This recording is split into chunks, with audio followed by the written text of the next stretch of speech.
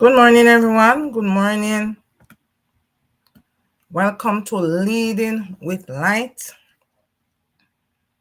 Another interesting series. And the final series that we started last week, how can leaders transform loss into purpose-driven leadership, is the focus today. But we have been looking at leading with loss and how leaders navigate that page. Welcome those who are joining. I appreciate you for taking the time and for being here.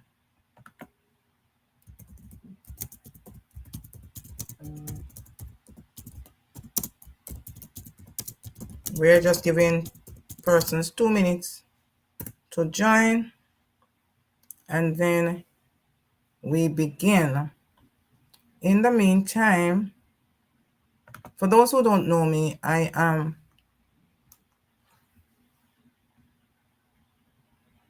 Dr. Marcia Thomas. I am a Christian leadership consultant and executive life coach. I am also a best-selling author, and I help persons with their masters and their dissertation as they pursue their doctoral or PhD. I am also a motivational speaker, mostly keynote, and I really love to write. And so I created this session for persons to really benefit as leaders, because I understand what it means to be a leader and to navigate these things that are hidden, to suffer silently and to feel overwhelmed or emotionally exhausted or weary or uncertain and feel stuck in a survival mode because you become all things to all men. So as I deal with all aspects of leadership, and I come to this part that sometimes is not pleasant but represents a profound truth. And the truth is, you cannot separate leadership and life. Good morning, Dr. Leslie. Thanks for joining. And all the others who are joining, Franklin Simone, I see you. Thank you so much for being here. Jackie Halberg, I see you. Thank you so much. All right, so I normally use my slides because persons want me to use slides so they can share, they can benefit. All right, so we talked about last week that leaders often think showing pain is weakness, but suppressing grief can create bigger emotional costs, which affects your team and your decision making. So this morning, we want to talk about purpose as a lofty goal. Thanks for joining, Monica. Thank you so much. But what happens when purpose is forged in the crucible of loss? That's what we want to talk about today. So we want to explore that profound truth that the deepest forms of purpose-driven leadership can emerge from navigating significant adversity. And if you agree, you can share in the chat. Please don't let me be alone this morning. Whether it is a personal tragedy, we talked about that last week, or a major business failure, or an organizational setback, it's still a loss. And so today I want to look at the framework for this transformation and to discuss how leaders have used loss, not as an end, but as a powerful, unexpected teacher. So that's what I want to talk about today. Thank you for joining. I don't want to pronounce your name wrong. Linking user, thank you for joining. All right, so we want to move so that Jackie can learn something and support me today. All right, so today we want to uncover how loss impacts, how purpose impacts your leadership, and how loss changes that and amplifies your purpose. We want to explore how faith and purpose intersect when there is loss, and the authenticity that can turn pain into growth and legacy. All right. So the challenge of loss is very important because it comes in many forms.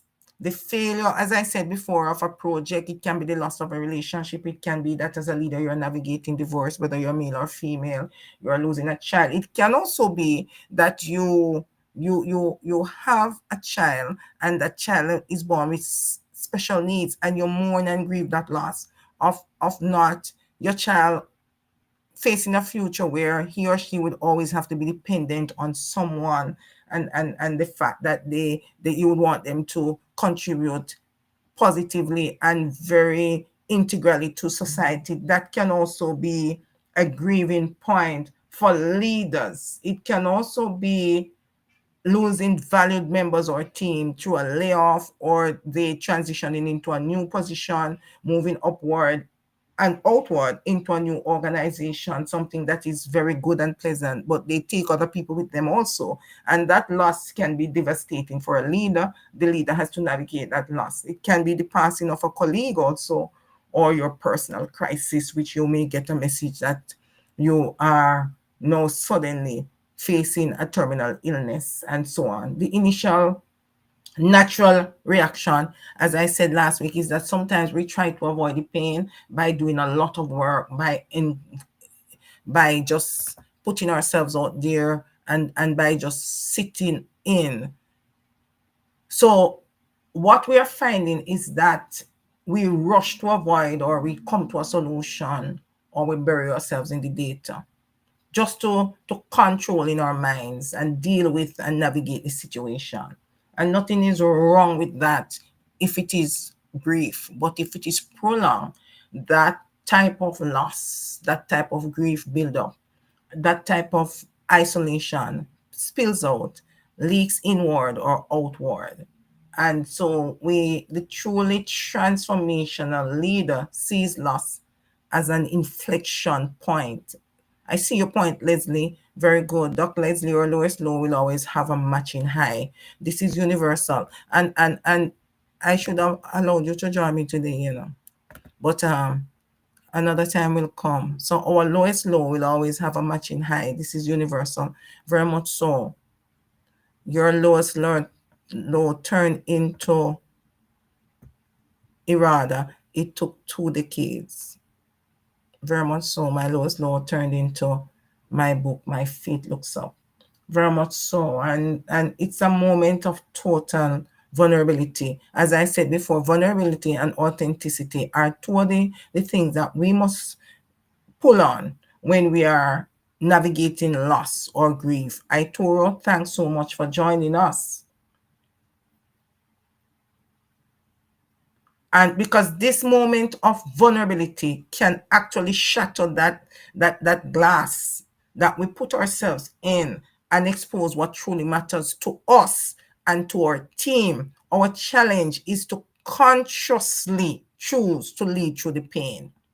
And so sometimes we don't lead consciously, but that is the challenge. That's really the challenge, allowing it to inform and deepen our leadership purpose. And that is what I want to talk about today. Practicing active compassion and surrendering your control and embracing your feelings and what is happening. Look up for the opposite. We do not know by when, but God determines this. Very much so. And we want to, as I said last week, create safe places. So we want to move from hiding to healing. How do we do that? So we have concluded that leadership loss can be personal or professional, and many persons feel the pressure to appear strong. And so we ignore grief, and this can lead to burnout and poor decision making. So how can we move from hiding to healing? So many times as leaders, our grief shows up when we are burying ourselves in this work and in all of this distraction and analysis and data and so on, as a lack of clarity in decision making. We are missing the things that we normally do. We are not on point. we have become a little disconnected, and we talked about that in detail last week. I'm just touching it for those who were not here last week. You can always go back and watch a replay. Your lack, your motivation is decreased. Your creativity is stalled just a little. Your innovation, your flexibility, it's stalled. And there seems to be a little loss of empathy for your team because you become very impatient and so on. So the first step is usually the hardest. Of course, it's arguable, but acknowledging and integrating the loss is extremely important. And I can tell you from someone who have grieved many times and in fact is grieving today. So we want to understand that this isn't about being tough. It's about surrendering the illusion of control and embracing humility. I want to put here, and I want you to be sure that I want you to understand that people grieve in different ways. For me personally, I am on the introverted side in relation to how I deal with my personal issues. I pull inward and I tend to grieve away from support and the crowd. So I continue my business, but I take those moments when I am seriously dealing with the grief, and I pull on my faith and I really pray a lot, and I use music as balms to the soul. By the way, Leslie, yesterday that song was really good and you delivered it well, very well, as usual. I may have been silent, but I was really, really enjoying your session yesterday. All right, Arturo, I see you. Leaders are seen to be strong individuals without feelings, very much so. All things to all men. And there is this myth that I dealt with last week, if you were here, where we are expected to have all the answers. And when you went to the interview, you said you would have done so and so. And so the moment you became the leader, you are no longer human. You are now superhuman. And so you are not to have any feelings, and you're not to navigate life the way normal people do it. And sometimes too, we get so engrossed in the habitual doing our job so well, knowing it by heart, that we ourselves sometimes forget that we are human and have the false idea, I'm sorry, I'm bursting the bubbles, that nobody can do without you. And if you do not go, the system is going to fall apart. Nothing like that. Even if someone takes over that is less qualified than you, that does not value all of what you value, does not really care about people, just care about the results and the money. Even if the institution dips and falls after you leave, life goes on as usual. These high expectations from everyone, probably always taking from you and never asking if you're fine. And that's where I help. I help those leaders at all levels who are emotionally exhausted and want to restore their joy and fulfillment and understand and connect their life and their leadership to their purpose. All right. So I want to make it clear that, okay, I see your question. Can leadership skills become habitual? Very much so. Very much so. We can become so good at our roles and responsibilities that we do it almost instinctively, second nature to us. We're very good. We are good. We are excellent at our role, but we are not so great in carrying out our purpose. We are not able to align it to our purpose. So you're being good at your role. Your role is not your life. Your role is not your purpose. Help you to fulfill your purpose. And the habits ship, something that I'm talking about in another discourse I'm having. Leslie, the habits of leadership. So we're going to talk about that later on. And I would maybe want you to join me in that, the habits of leadership. Very much so. All right. We as we look at powerful or effective leadership. The world doesn't see it as accepting that you can't control every outcome. In the traditional world of leadership, in the theories and the books that they put out there, and I call that leadership theory or illusion as against leadership revelation. When you get into the real deal and the rubber is hitting the road, effective leaders and powerful leaders will accept that they can't control every outcome. And they have to let people test themselves to see what they can produce.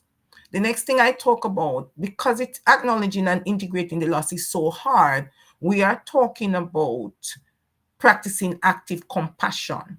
So as a leader, you must skillfully speak to the loss. And I talked about it last week, naming the pain, naming the fears and the challenges and the potential setback for your team. Talk with your team, be very, very vulnerable and authentic. It isn't pity. You're not looking pity and you're not looking, what would I say now? To become less accountable.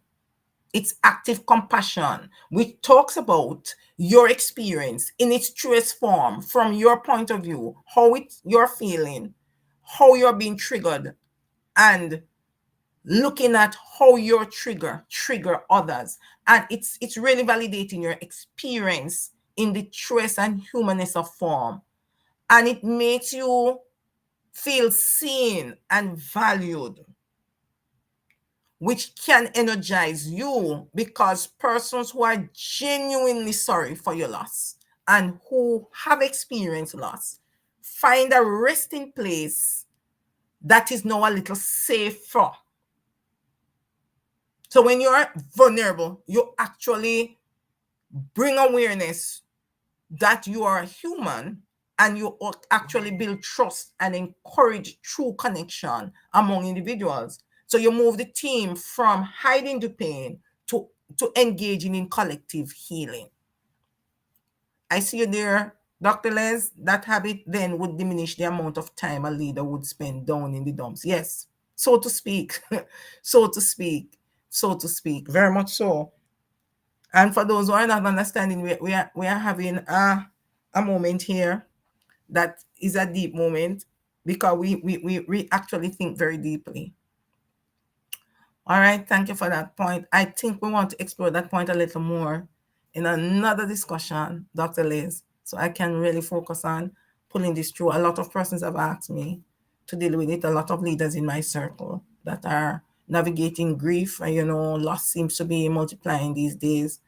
There have been, since yesterday, I've heard of 5 different deaths that I know of. And so as leaders, we have to understand that it is inevitable. Loss is a part of life, a part of leadership, and leadership should not be separated from life. In fact, you can't separate your leadership from life, no matter your leadership habits. All right? The thing about it is, as a Christian leadership coach, I always use Bible verses to pull on the strength and pull on our faith. And God says in 2 Corinthians 12, verse 9, my grace is sufficient for you. This is the encouraging part. For my power is made perfect in weakness. God doesn't waste pain. And I want somebody out there, a leader out there, to understand that God doesn't waste pain. You get pain for a reason. And sometimes pain is a wake-up call to what truly matters as a leader: your family, your personal life. Because some of us hide behind our titles. Our title becomes our life, our brand, our personality. Our responsibilities become so important to us that we forget that we are important to us. We miss our doctor's appointment. We try to meet the deadlines. We try to always get the accolades and the achievement. We try to always be on top of our game. We focus on being competitive instead of focusing on what truly matters.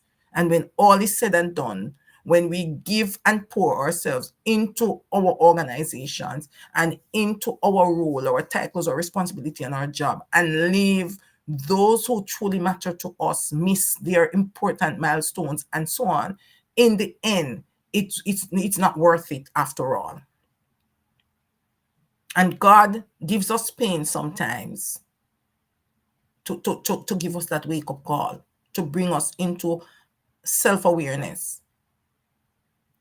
The thing about pain is that when he allows it, he draws near to us and uses this brokenness to build stronger, more empathic leaders. And so we also need to uncover the lesson. So we want to uncover the lesson. What does that mean? Uncovering the lesson. So the hardest part, we say, is the first step. So now we want to move from growth to grief. And that requires honesty, it requires healing, and it requires a recentering on purpose. So as we said before, we want to acknowledge a loss. We can't pretend that it didn't happen. And we want to understand that God does not waste pain. So once that initial integration is underway, we move to the reflection to uncover the lesson. We also move to the uncovering or redefining the purpose, the why question. We want to ask, what does this loss reveal about what truly matters to me? What am I learning? Thank you so much, Derek. Thank you, Nicholas. And thank you, Camille. Thank you for joining. And so we want to take some time, as I said before, in the first step after we acknowledge the loss. We want to move from confusion to clarity. Thank you for that point, Dr. Leslie. We are really more likely to act when we are clear. Yes, grieving begins when we move from that confusion, which we call denial, among other things, in the grieving process. But we want to listen to understand, and not just responding to the loss or the grief, but being very present in the uncertainty. That's what I want to say. We also want to use the clarity that is gained from the loss to focus on how we can now create lasting impact and legacy. And so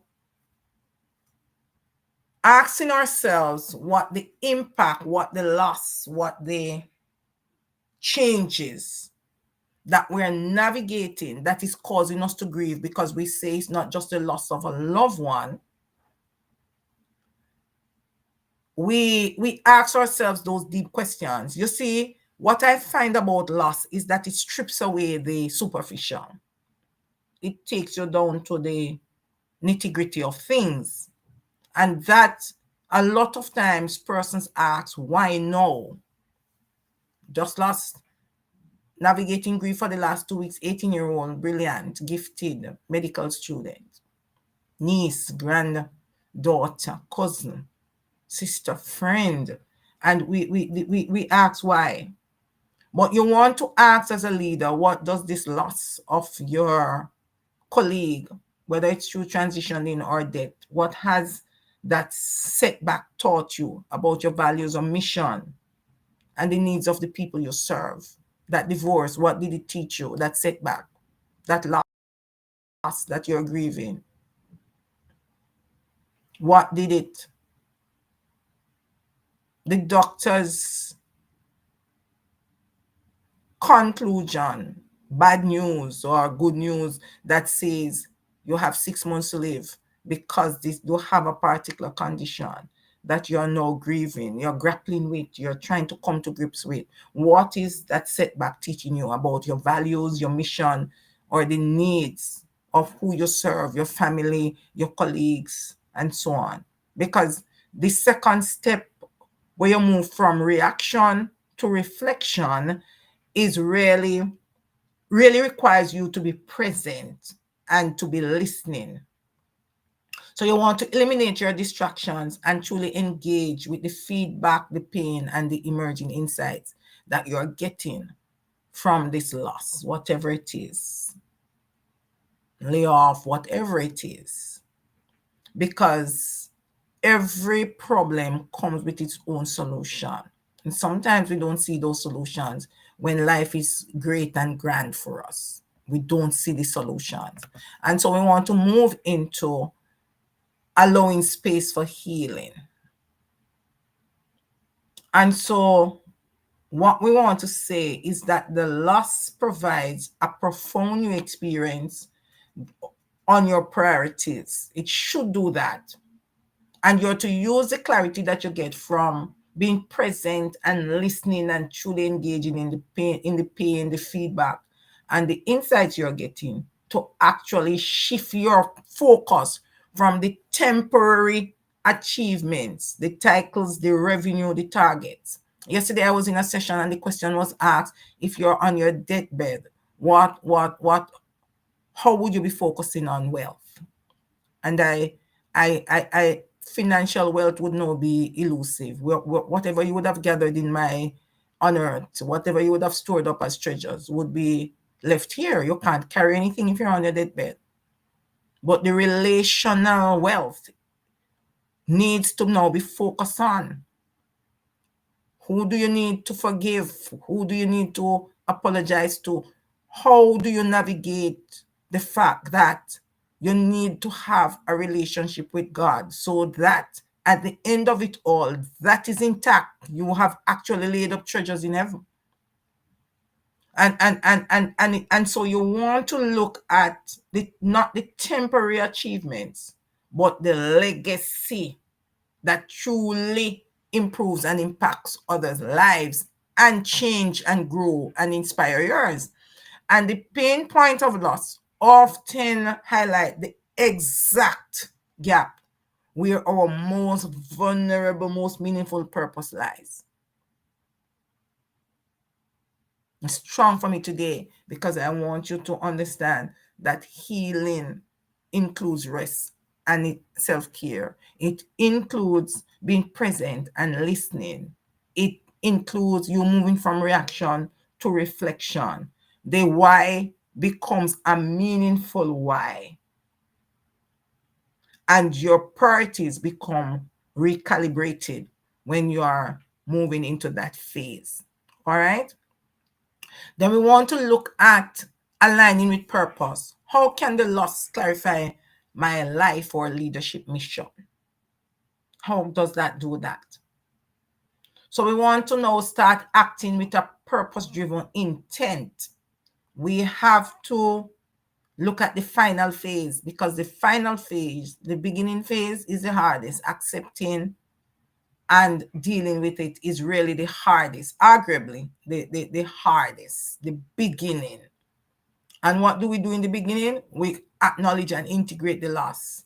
Then for phase 2, we want to uncover the lesson and redefine purpose. And at the final stage now, we want to act with purpose-driven intent.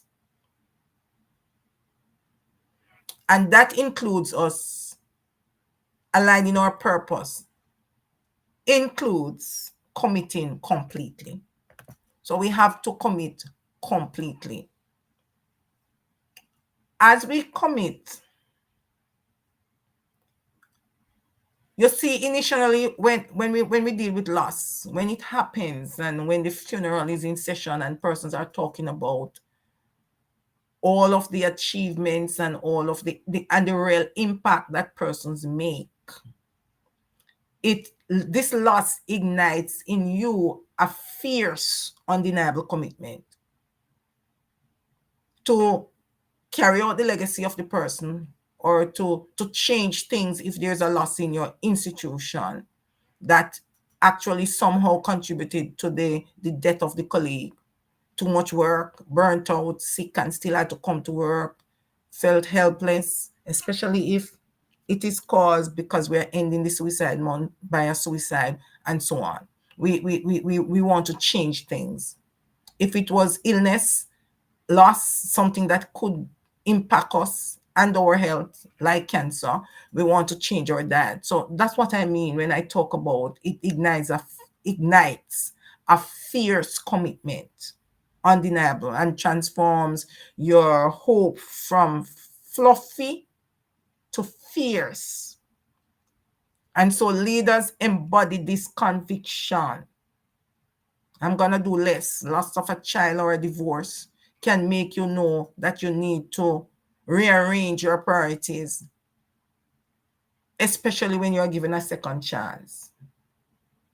So the first thing you have to do if we want to repair, to reinvent, is that we want to make sure that we commit completely. And then loss also empowers us to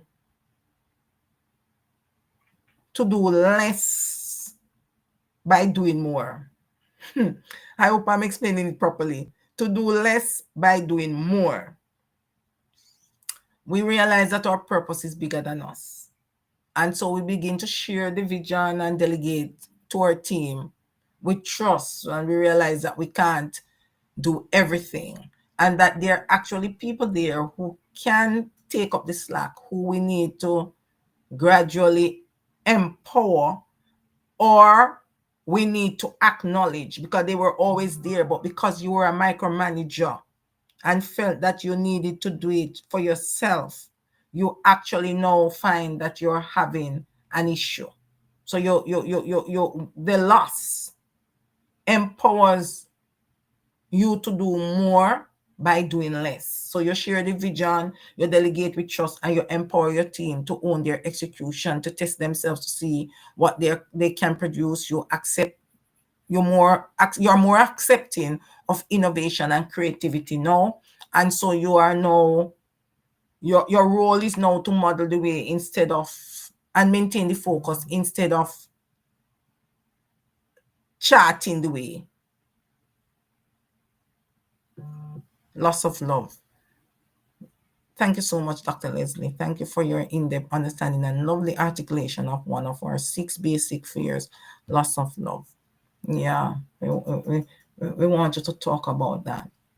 You also want to, so I've talked about committing completely and empowering more to do less by doing less.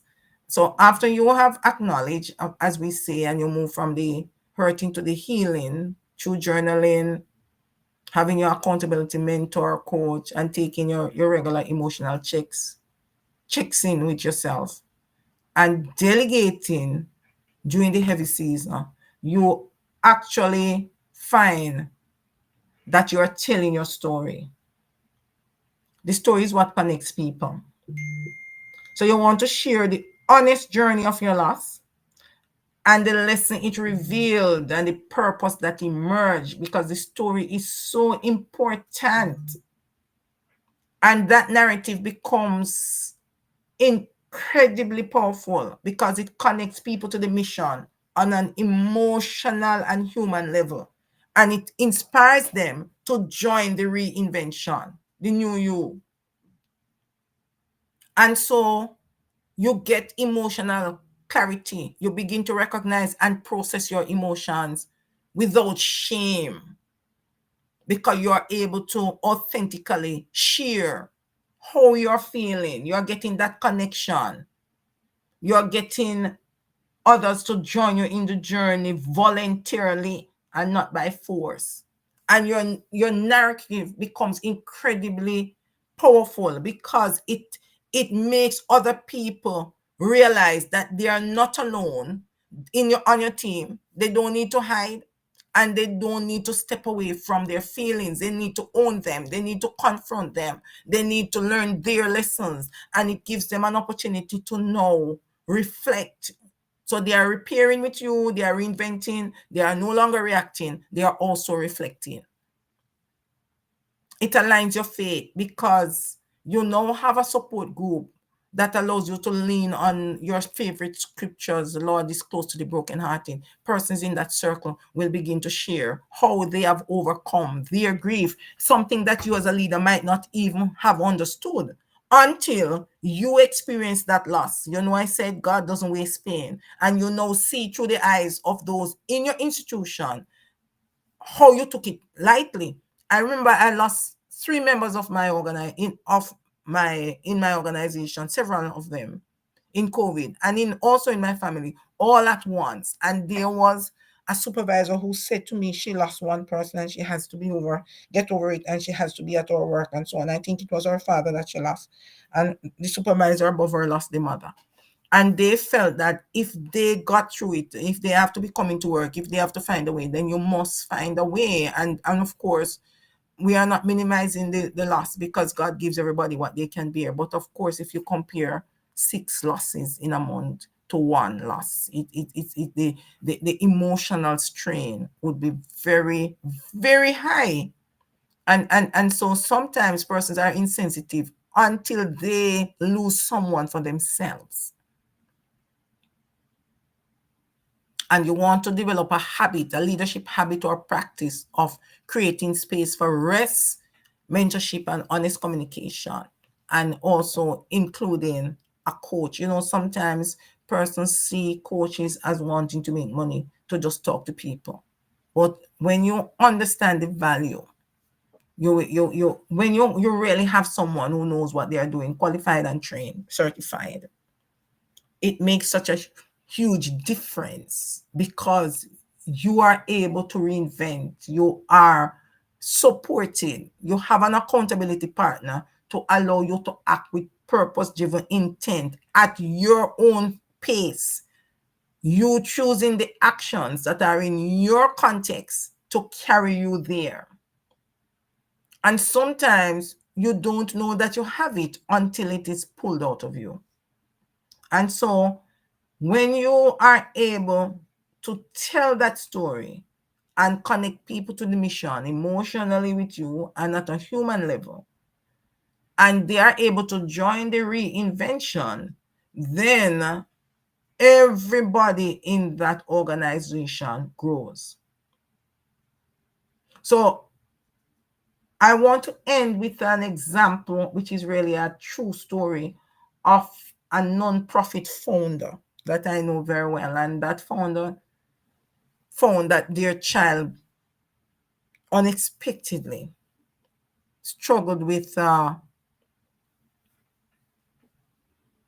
very rare illness, spent a lot of money and years of advocating care. Leader felt isolated and very exhausted most of the time. This was an only child.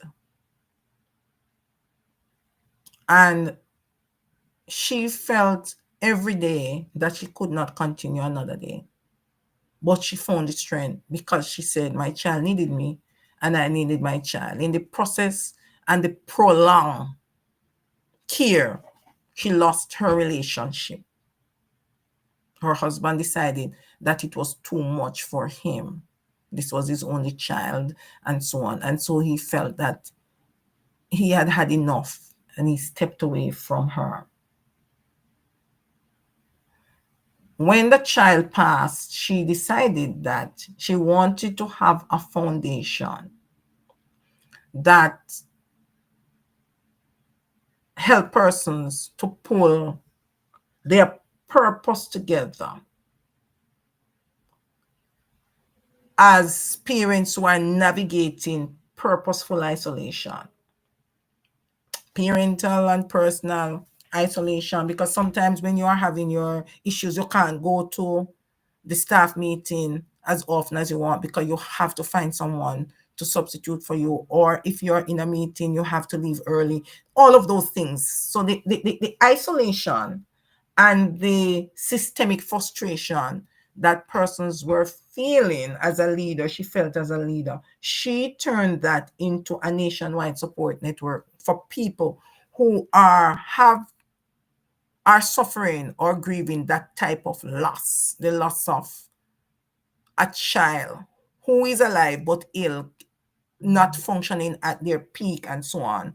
The isolation that comes from watching your promising child disintegrate without being able to do anything, that helplessness, that pull all of that. When the time came and she lost her child, she pulled it all together into this purpose, organized purpose, and founded the organization to help persons who have that type of feel that type of isolation and systemic frustration and helplessness. Now, this organization ended up pulling on the impact now of empathy and helping persons to and supporting persons to navigate the systemic frustration and helplessness that they feel in situations like this.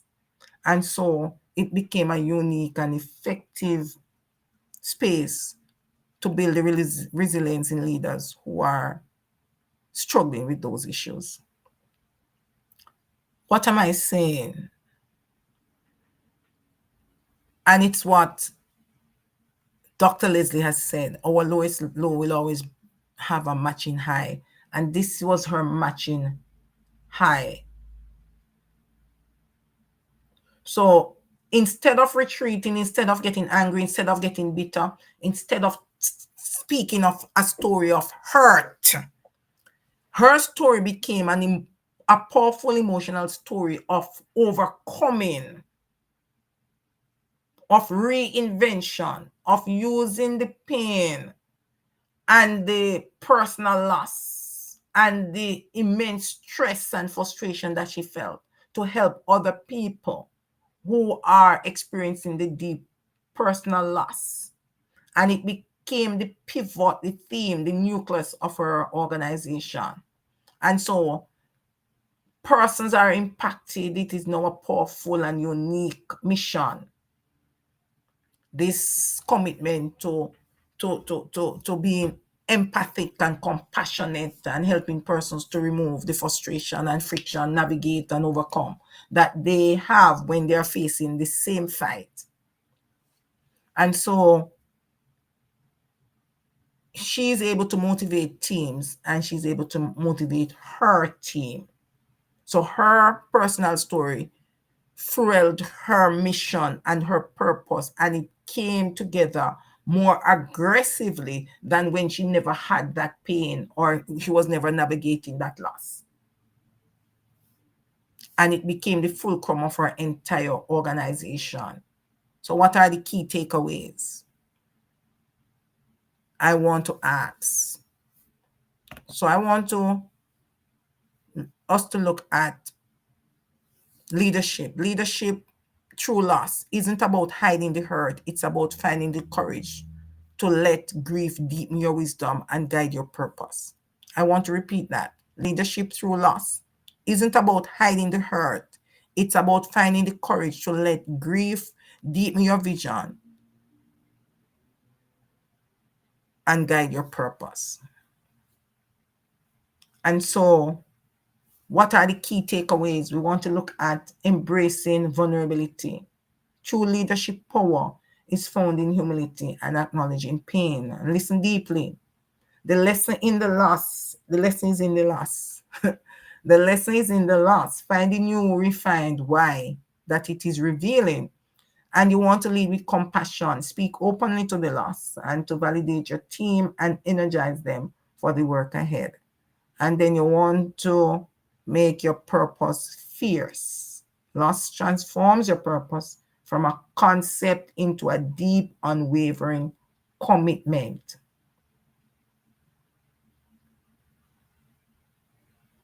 I want to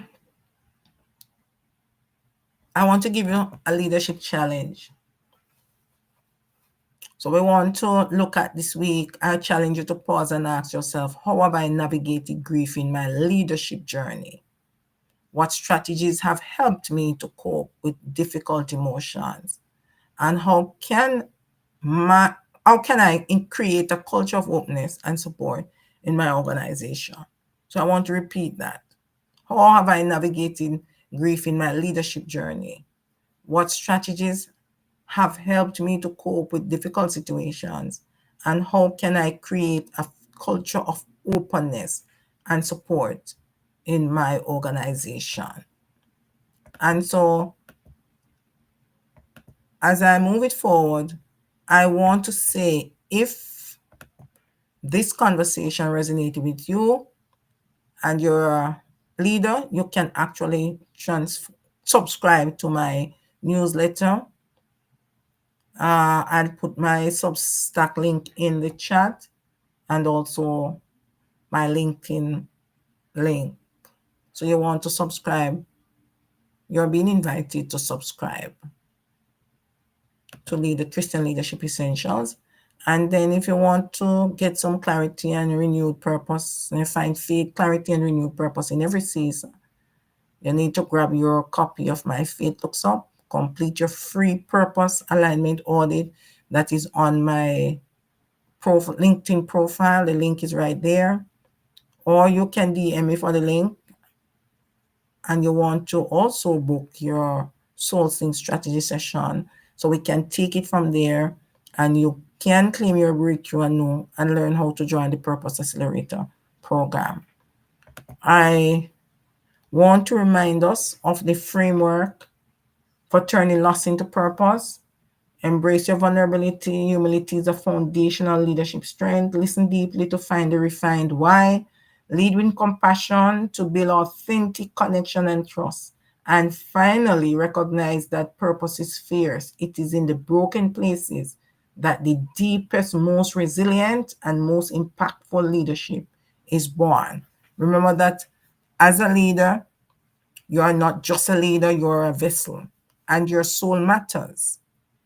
God is not calling you to lead on fumes. He's calling you to lead on overflow. So have a very blessed Self-Care Tuesday, and thank you all for joining.